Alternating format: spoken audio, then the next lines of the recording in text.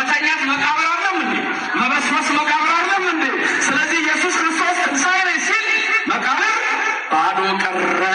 የሞቱ ዘመዶቻችሁ ሁሉ ይነሳሉ። ክብርና ምስጋና ለሥላሴ ድረስ። እኛ ይሄን ህይወታችሁ በእርሱ መጀመሪያ ሔዋንን ሁለት መቀስቀስ መውጣት እኮ መነሳት ለዘላለም እንኖራለን።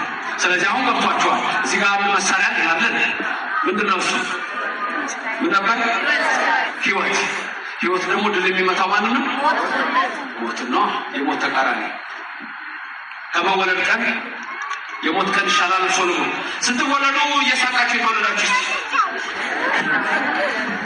ሲወለድ እየሳቀ የተወለደ እንደምሱ ያኔ ስላልሳቃችሁ አሁን እሱ ማንም የለም። እሺ እያለቀሳችሁ የተወለዳችሁ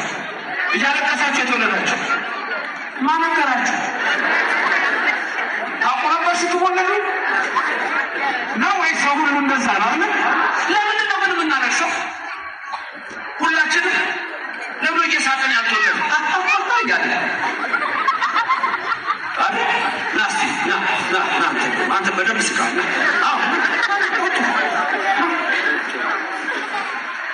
ቆይ እዚህ ጋር ማነው ስሙ? አዶናይ መስሎኝ አዶንያስ ጥሩ ነው። አዶናይ ይባላል ለሰው አዶንያስ ይባላል። ስም አይሰጥም አዶናይ ተብሎ። ትናንት ነው ሳስተምር ነበር። ለምንድን ነው ግን ስንወለድ የምናለቅሰው? ለምንድን ነው የምናለቅሰው ስንወለድ? አዶንያስ ታናሽ አለ ማን ትባላለች? ሴት ልጅ ወንድ? ሴት ልጅ አወቅኳል። ሴት ስትወለድ አንተ ታስታውሳለህ? አታስታውስም? ሌላ ሰው ሲወለድ አይተሃል? በየ ነው። ስለዚህ እያለቀሱ ሁሉም ታውቃለህ። ለምን ሰው እየሳቀ አይወለድ? ጆክ የነገረው የለም አይደል?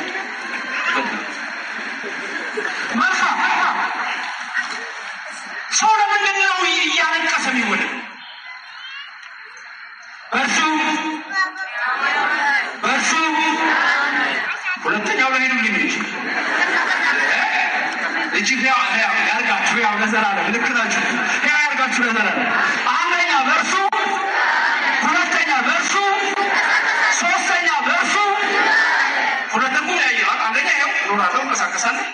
ሶስተኛ ሕያው አደረገኝ። ሁለት ከመቃብር አወጣኝ። ሶስት ለዘላለም እኖራለሁ። እሱ አለሚስተው ጎሽ ተመልከቱ። ወደዚህ ምድር ስንመጣ ሳይንስ መልስ የለውም። ሳምባውን ሊያሰፋ ይላል ወይ ሌላ ነገር ይላል።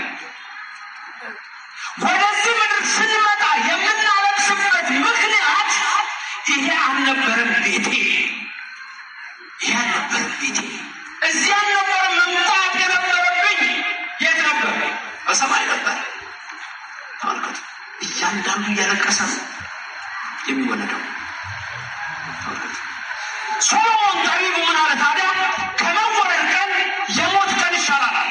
ድገሙልኝ። ከመወለድ ቀን የሞት ቀን ይሻላል። ደሟቸው የመወለድ ቀን አንተ እዚህ ውስጥ ያለች ብቻችሁን እያለቀሳችሁ ስትወለዱ እናት ምጧን ረስታ አጠገብ ያለው ሰው ሁሉ እንደሚለው አረ አንተ ብቻ እያለቀሰው አንቺ ብቻ እያለቀሻች ብቻ አጠገብ ያለው ሰው ይላል። ስንሞትስ እየሳቅን ትሄዳለህ። ለምን? በእርሱ ሕያው ነኝ፣ በእርሱ ሕያው ነኝ። ትንሣኤና ሕይወት ነው ኢየሱስ። ስለዚህ የሚሄደው ወዴት ነው? ወደ ዘላለም መኖሪያ ነው የሚሄደው። ስለዚህ በምሞትበት ሰዓት ደስ እያለኝ እሄዳለሁ። አጠገብ ያለው ሰው ደግሞ በተቃራኒ ወየው ይላል። ወየው ከመሉ ያርገን አትመለስም አማላጅ ብናገኝ ከመሉ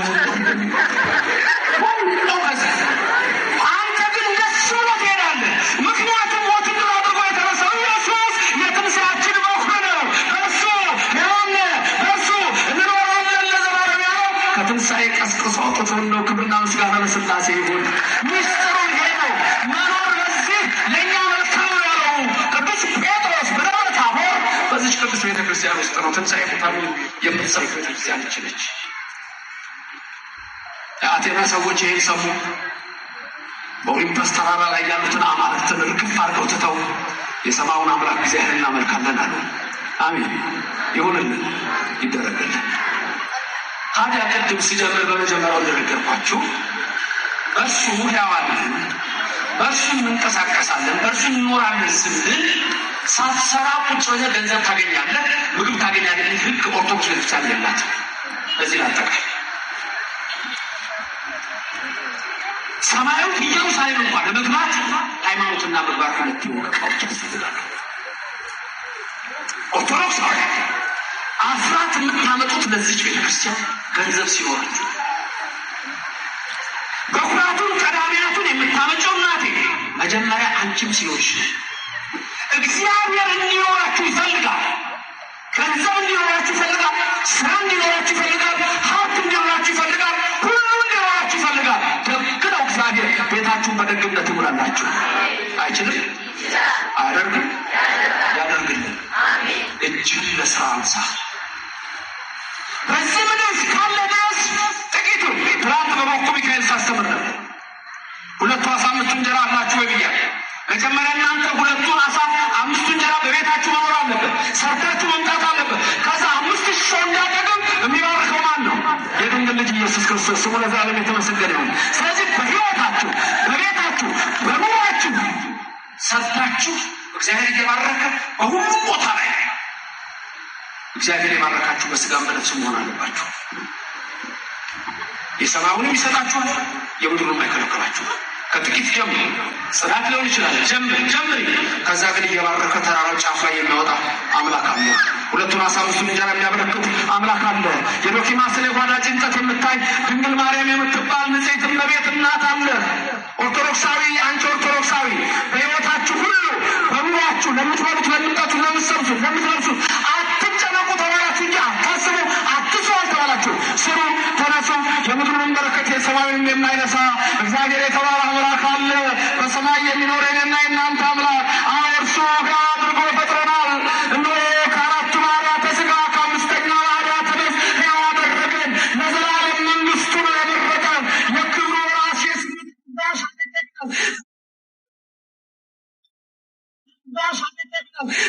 ዳሽ አደረገን። ከከብቶች በረት ተወለደ ማለት የከብቶች በረት ቆሻሻ ነው።